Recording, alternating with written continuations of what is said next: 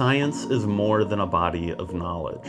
It is a way of thinking, a way of skeptically interrogating the universe with a fine understanding of human fallibility. If we are not able to ask skeptical questions, to interrogate those who tell us that something is true, to be skeptical of those in authority, then we are up for grabs for the next charlatan, political or religious, who comes rambling along.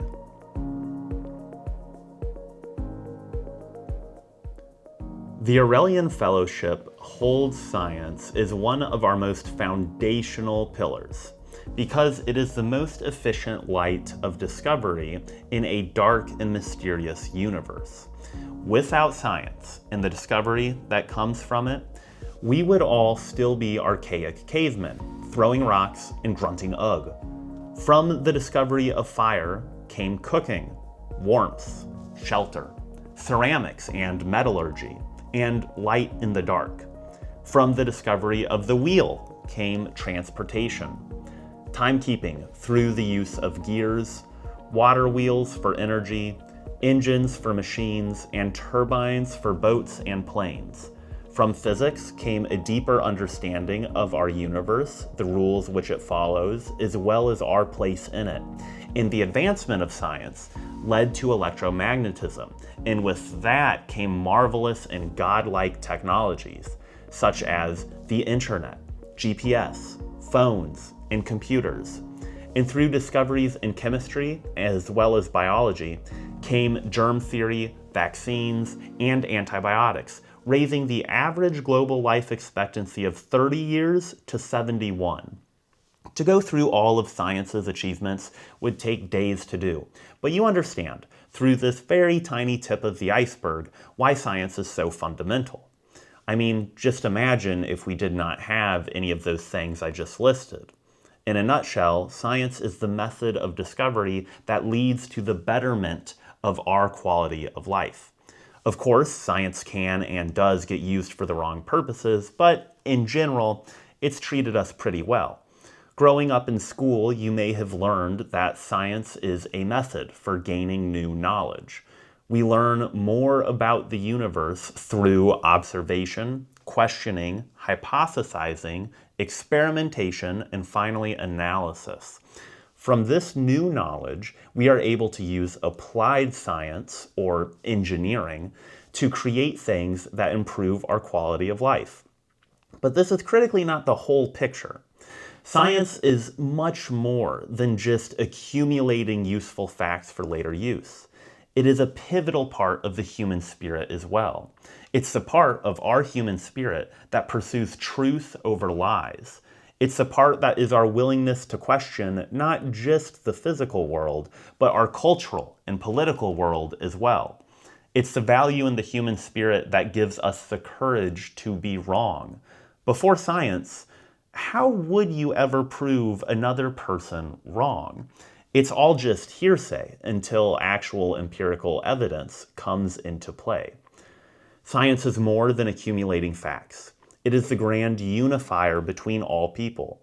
No matter our backgrounds, our genetics, or our cultures, we all share the exact same sky, the exact same rock that we call home, the exact same atoms, and we all abide by the exact same physical laws. The US and Syria may have incredibly different political laws, but everyone from both of those countries must obey the law of gravity. No matter what country you decide to jump off the ground in, it is the scientific laws that determine everyone will come back down. Everyone is made up of the exact same material as each other. And everyone obeys the same law of time. Science is a unifier, and overall it brings out the best in us. It's not easy, and it requires further foundations like curiosity, perseverance, and humility, but it is without a doubt our best tool for understanding. A large misconception about science is that it belongs to scientists. This is wrong. Science belongs to all of us. It belongs to men and women, the old and the young, the faithful and the skeptical. It's a way of life, a mentality for any person from any country. Just like curiosity, the scientific mindset can be fostered in anyone. You don't need to be in a lab with a white coat doing formalized research to have the mind of a scientist. What skills would you need to foster to have the mind of a scientist? Curiosity in how things work and why things are the way that they are is a start. You will need critical thinking as well, and the ability to evaluate claims and evidence for any errors or misrepresentations. Be sure to foster your observational skills. Pay attention to patterns, anomalies, and changes in the world around you. A healthy amount of skepticism in all things will go a long way. Persistence and patience is a must. And finally, a large portion of humility and acceptance in how little we truly know. And ideally, an eagerness to be wrong, so that you may learn and grow into what is right. This idea is summarized neatly by Roman emperor and Stoic philosopher Marcus Aurelius. If someone can prove me wrong and show me my mistake in any thought or action, I shall gladly change. I seek the truth, which has never harmed anyone.